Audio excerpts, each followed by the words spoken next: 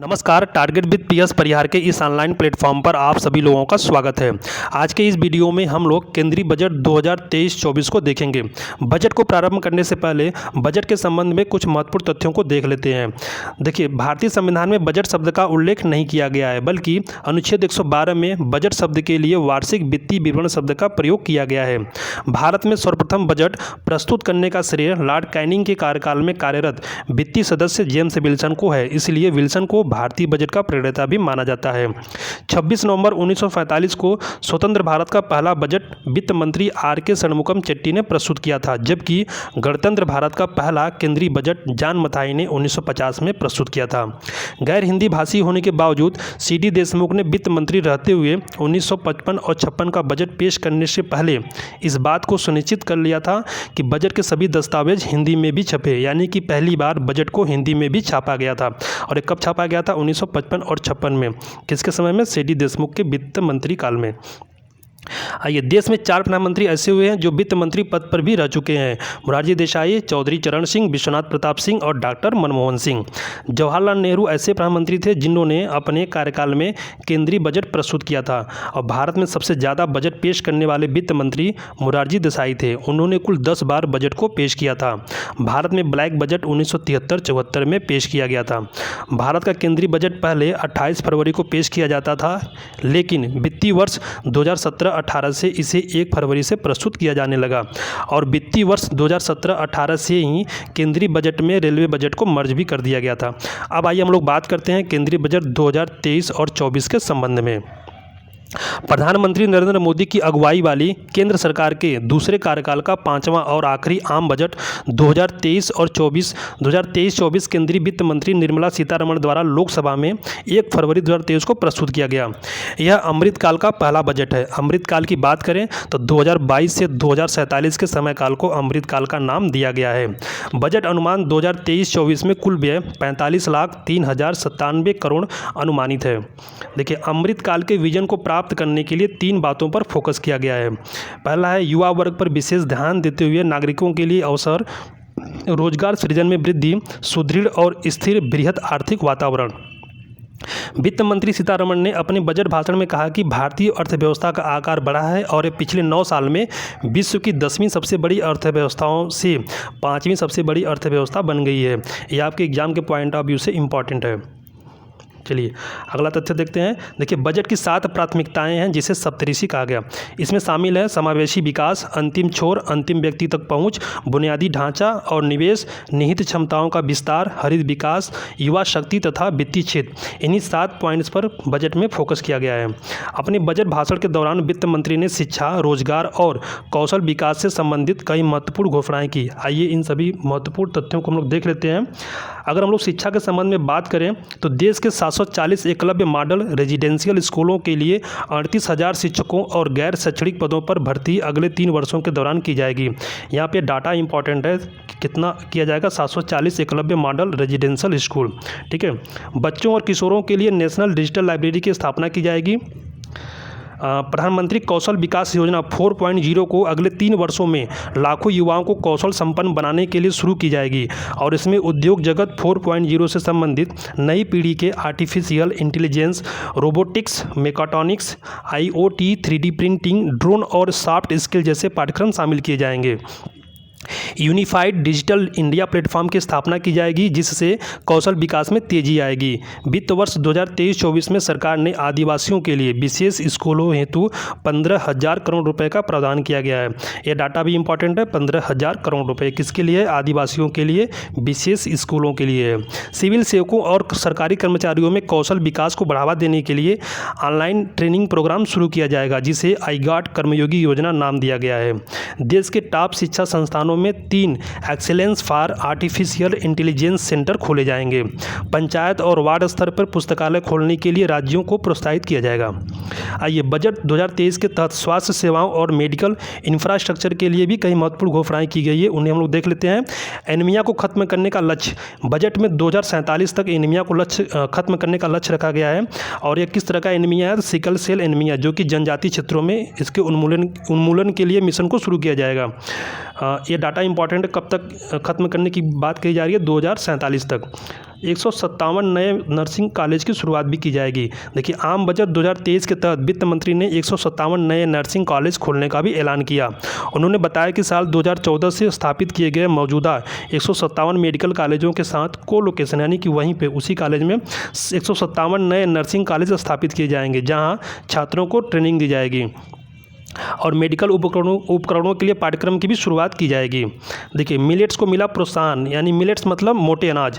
भारत को श्री अन्न के लिए, श्री अन्न यहाँ पे मोटे अनाजों को श्री अन्न के नाम से संबोधित किया गया है। वैश्विक केंद्र बनाने के उद्देश्य से हैदराबाद के भारतीय मोटा अनाज अनुसंधान संस्थान को उत्कृष्टता केंद्र के रूप में बढ़ावा दिया जाएगा, जिससे यह संस्थान सर्वश्रेष्ठ कार्यप्रणालियों, अनुसंधान तथा प्रौद्योगिकियों को अंतर्राष्ट्रीय स्तर पर साझा कर सके। तो श्री अन्न जो वैश्विक केंद्र बनाया जाएगा वो कहाँ बनाया जाएगा? वो बनाया जाएगा हैदराबाद में। आप लोग को इसको याद रखना है। चलिए आगे देखते हैं। बुनियादी ढांचे का विकास। वित्त मंत्री निर्मला सीतारमण ने 2023-24 के बुनियादी ढांचे के विकास के लिए पूंजीगत व्यय को 33% बढ़ाकर 10 लाख करोड़ रुपए करने की घोषणा की है। तो ये डाटा आप लोगों के लिए इंपॉर्टेंट हो जाता है। 10 लाख करोड़ रुपए, और कितना परसेंटेज बढ़ाया गया है? 33% बढ़ाया गया है, जो कि सकल घरेलू उत्पाद का कितना होगा? 3.3% होगा।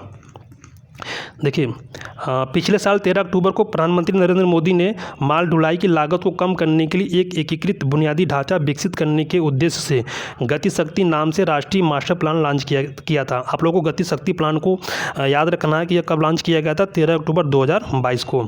500 करोड़ रुपये से अधिक के निवेश वाली सभी लॉजिस्टिक और कनेक्टिविटी इंफ्रास्ट्रक्चर परियोजनाओं को पीएम गति शक्ति पहल के तहत गठित एनपीजी के माध्यम से साकार किया जाना है। पीएम आदिम पिछड़ा जनजाति समूह योजना से 3.5 लाख आदिवासियों को लाभ होगा। आइए आगे देखते हैं हम लोग। भारत के ग्रामीण इलाकों के लिए कौन कौन सी योजनाएं हैं? ग्रामीण इलाकों में पीने के पानी के 9 करोड़ कनेक्शन दिए जाएंगे और 102 करोड़ लोगों के कोविड टीकाकरण के लिए 220 करोड़ रुपए आवंटित किए गए हैं। प्रधानमंत्री आदिम जनजाति समूह विकास मिशन लॉन्च किया जाएगा। कर्नाटक के सूखा प्रभावित इलाकों में सिंचाई के लिए वित्तीय सहायता प्रदान की जाएगी। आप लोगों से एग्जाम में प्रश्न पूछा जाता है कि बजट में किस राज्य के सूखा प्रभावित इलाकों में सिंचाई के लिए वित्तीय सहायता प्रदान की जाने की बात कही गई है? तो किस राज्य के लिए? कर्नाटक राज्य के लिए है। स्वच्छ भारत मिशन के अंतर्गत 11.7 करोड़ घरों में शौचालय बनाए गए हैं। स्वच्छ भारत मिशन की बात करें हम लोग तो यह इंपॉर्टेंट हो जाता है। इसकी शुरुआत की गई थी 2 अक्टूबर 2014 में। उज्ज्वला योजना के तहत 9.6 करोड़ एलपीजी कनेक्शन दिए गए और उज्ज्वला योजना की शुरुआत कब की गई थी? तो यह किया गया था 1 मई 2016 में और उत्तर प्रदेश के बलिया शहर से की गई थी। 47.8 करोड़ प्रधानमंत्री जनधन बैंक खाते खोले गए। पीएम, ये डाटा आप लोगों के लिए बहुत ही इंपॉर्टेंट है। कभी कभी परीक्षाओं में इस तरह से प्रश्न पूछ ले जाते हैं कि कितने जनधन बैंक खाते अभी तक खोले गए? तो 47.8 करोड़ जनधन बैंक खाते खोले गए हैं।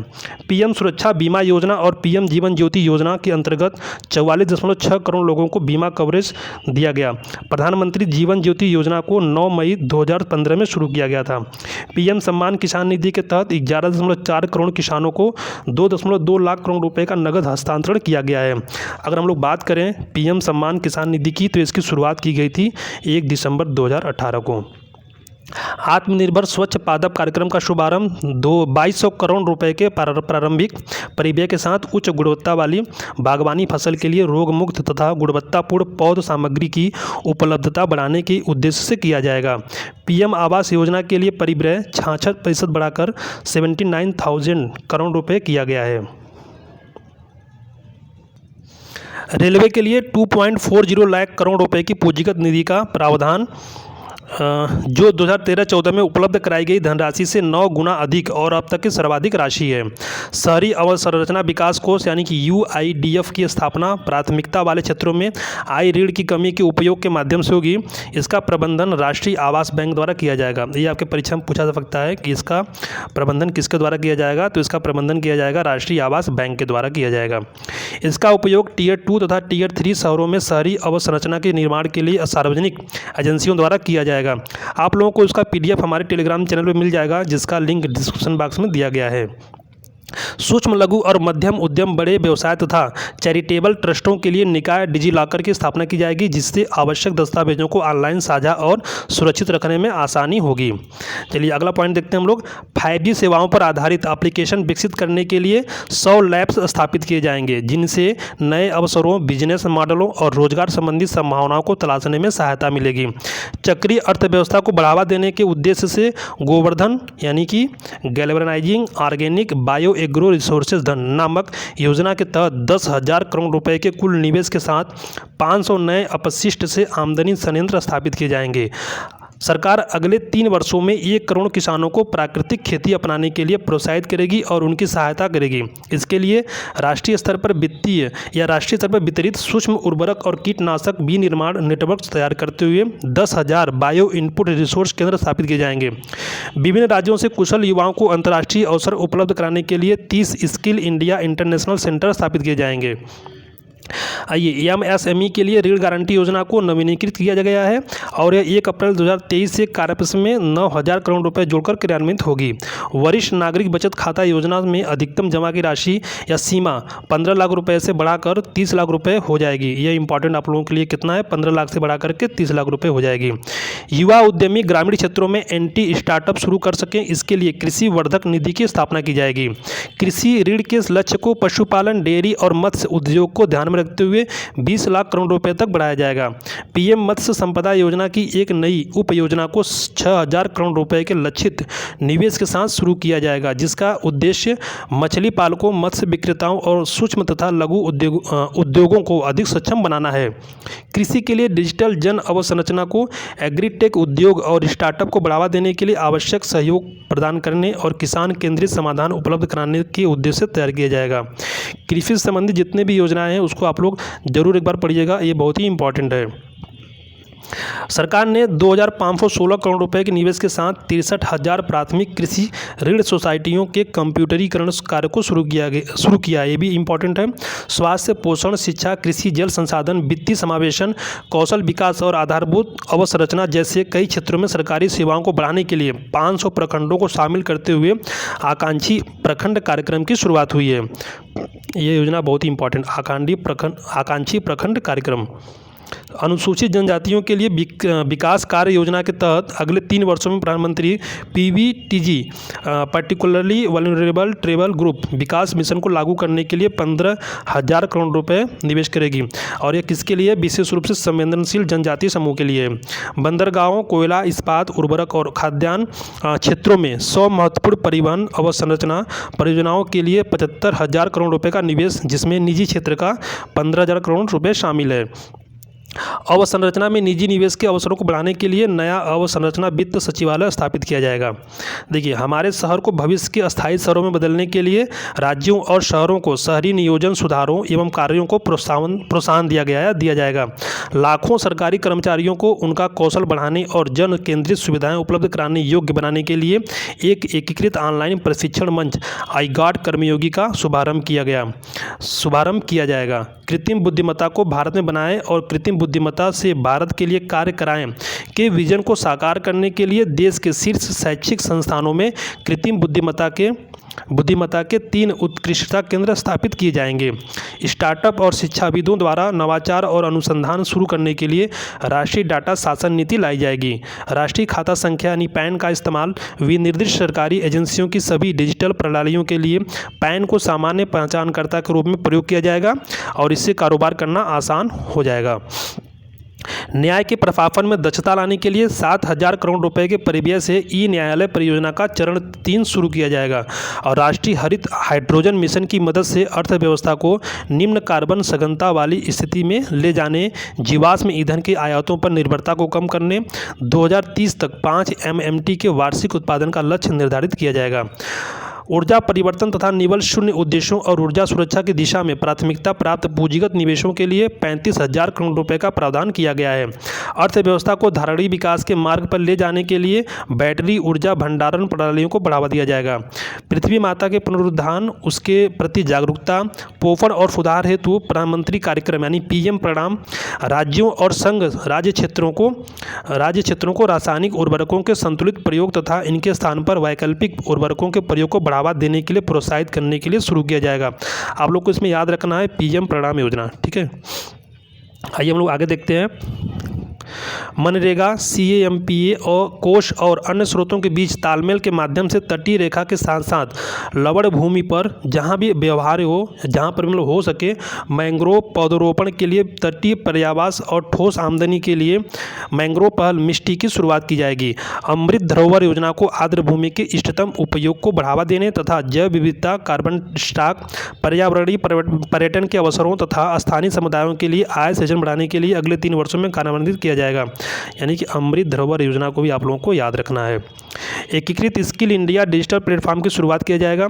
अखिल भारतीय राष्ट्रीय प्रशिक्षुता प्रोत्साहन योजना के अंतर्गत 3 वर्षों में 47 लाख युवाओं को वृत्तिका सहायता प्रदान करने के लिए डायरेक्ट बेनिफिट ट्रांसफर शुरू किया जाएगा। इस योजना को भी शुरू किया जाएगा।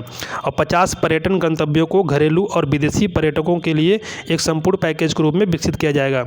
देखो अपना देश पहल का उद्देश्य हासिल करने के लिए क्षेत्र विशिष्ट कौशल वर्धन और उद्यमशीलता विकास का समन्वयन स्थापित किया जाएगा। वाइब्रेंट विलेज प्रोग्राम के तहत अंतर्गत सीमावर्ती गांव में पर्यटन के बुनियादी ढांचे का विकास किया जाएगा और पर्यटन सुविधाएं प्रदान की जाएगी। यानी कि अपने देश में ही लोगों को टूरिज्म के लिए बढ़ावा दिया जाएगा। राज्यों के उनके स्वयं के ओडीओपी, एक जिला एक उत्पाद, जीआई उत्पाद और अन्य हस्तशिल्प उत्पादों को बढ़ावा देने के लिए और उनकी बिक्री करने के लिए एक यूनिटी मॉल स्थापित करने के लिए प्रोत्साहित किया जाएगा। यहाँ पे इंपॉर्टेंट आप लोगों के लिए यूनिटी मॉल। वित्तीय सहायक सूचना की केंद्रीय भंडारण के रूप में काम करने के लिए एक राष्ट्रीय वित्तीय सूचना रजिस्ट्री की स्थापना की जाएगी। इससे ऋण का कुशल प्रभाव संभव हो पाएगा। इससे होगा यहाँ पे वित्तीय समावेशन को बढ़ावा मिलेगा और वित्तीय स्थिरता भी बढ़ेगी। व्यापार पुनर्वित्त पोषण के लिए एग्जिम बैंक की एक सहायक संस्था की स्थापना की जाएगी। आज़ादी का अमृत महोत्सव के उपलक्ष्य में एक एकल नई लघु बचत योजना महिला सम्मान बचत प्रमाण पत्र शुरू किया जाएगा। महिलाओं या बालिकाओं के नाम पर आंशिक आहरण यानी विथड्रॉल विकल्प के साथ 2 वर्षों की अवधि के लिए 7.5% की नियत ब्याज दर पर 2 लाख रुपये तक की जमा सुविधा का प्रस्ताव देगा।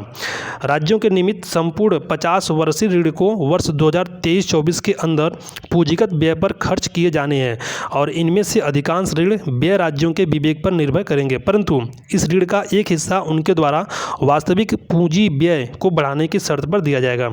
राज्यों को जीएसडीपी के 3.5% के राजकोषीय घाटे की अनुमति होगी, जिसका 0.5% विद्युत क्षेत्र में सुधार से संबंधित या जोड़ा जाएगा। राजकोषीय घाटे का संशोधित अनुमान जीडीपी का 6.4% है, जो बजट अनुमान के अनुरूप है। चलिए बजट अनुमान 2023-24 हम लोग देख लेते हैं। बजट 2023-24 में कुल प्राप्तियां और कुल व्यय क्रमशः 27.2 लाख करोड़ रुपए और 45 करोड़ रुपए होने का अनुमान लगाया गया है। निवल कर प्राप्तियां 23.3 लाख करोड़ रुपए रहने का अनुमान है। राजकोषीय घाटा जीडीपी के 5.9% रहने का अनुमान है। लक्षित राजकोषीय घाटा 2025-26 तक 4.5% से नीचे रहने का अनुमान है। चालू वर्ष की आर्थिक वृद्धि दर 7% रहने का अनुमान है, जो सभी प्रमुख अर्थव्यवस्थाओं में सबसे अधिक है। आइए हम लोग नई कर व्यवस्था है उसके बारे में बात कर लेते हैं। नई कर व्यवस्था में निजी आयकर में छूट की सीमा को 5 लाख रुपए से बढ़ाकर 7 लाख रुपए कर दिया गया है। इस प्रकार नई कर व्यवस्था में 7 लाख तक के आय वाले व्यक्तियों को कोई कर का भुगतान नहीं करना होगा। नई व्यक्तिगत आयकर व्यवस्था में स्लैबों की संख्या 6 से घटाकर 5 कर दी गई है। आप लोगों के लिए इंपॉर्टेंट है, जो स्लैब का जो संख्या है वो कितना हो गया है, 6 से घटाकर 5 हो गया है। और छूट की सीमा को बढ़ाकर 3 लाख रुपए कर दिया गया है, पहले 2.5 लाख रुपए था। इस नई कर व्यवस्था में सीधी कर प्रदाताओं को बहुत कर राहत मिलेगी, बहुत बड़ी राहत मिलने वाली है। नई कर दरें क्या है इसको हम लोग देख लेते हैं। 3 लाख रुपए तक कोई टैक्स नहीं, यानी 0% है। और 3 लाख से 6 लाख तक क्या है, 5% है। 6 लाख से लेकर 9 लाख रुपए तक कितना परसेंटेज है, 10% है। 9 लाख से 12 लाख रुपए तक का 15% है। और 12 लाख से 15 लाख रुपए तक इनकम पे क्या है, यह है 20%। और 15 लाख से अधिक पर क्या है, यह है 30%। तो यह रहा केंद्रीय बजट 2023-24 से संबंधित कुछ महत्वपूर्ण तथ्य।